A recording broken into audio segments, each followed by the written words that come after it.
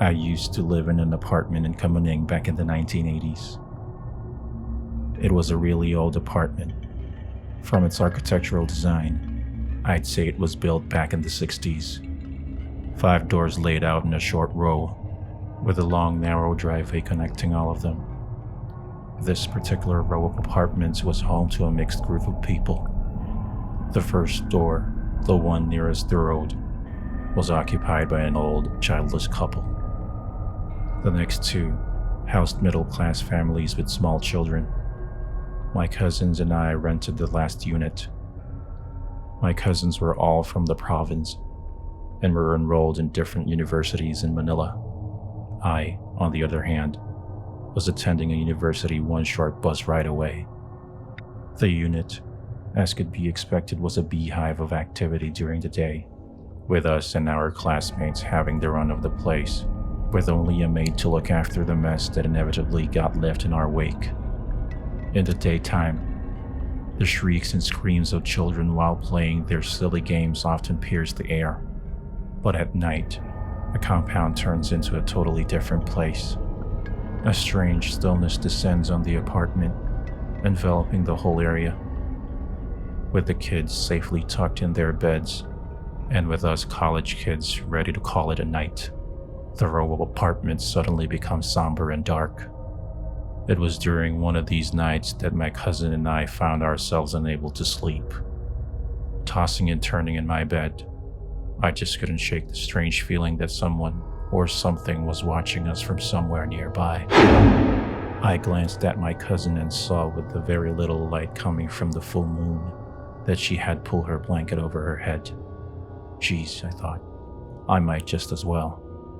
With my eyes shut tight, I could somehow see in my mind and feel that a black shadow was going up the stairs to our room.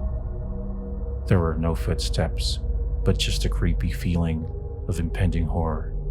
Then suddenly, the shadow was inside the room, standing just right outside the door.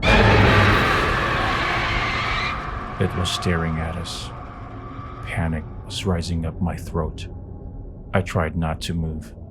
Hell, I was trying my best not to breathe, lest it notice me and come over to my bed.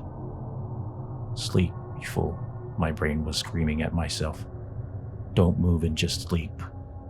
Maybe by sheer force of will, I did manage to doze off. The next thing I remember is waking up the next day and sunlight was flooding the whole room. Somehow, the memory of what happened the night before got tucked away in my brain, with exams from morning till afternoon. Later, during the dinner, my cousin and I got to talk. We started with the usual stuff. How's school? Was there any cute guy in your class, etc.? Did you feel it? She suddenly asked. Huh? I was taken by surprise and was actually bewildered by her question. You know, last night, She pressed on. there was something. I don't know what it was. She was dead serious by this time. Gone was the light banter we were sharing just a few minutes ago. It went up the stairs and just stood there at our bedroom door. Did you also feel it? Did you see it? It took me a few minutes before I could answer her.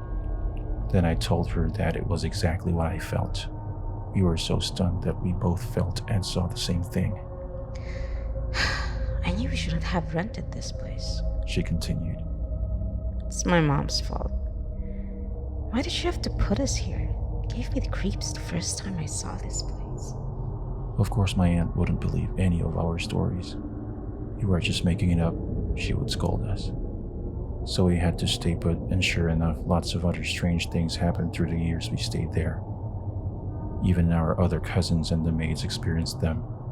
Nevertheless, nothing could compare to that night when the strange shadow washed over us while we slept.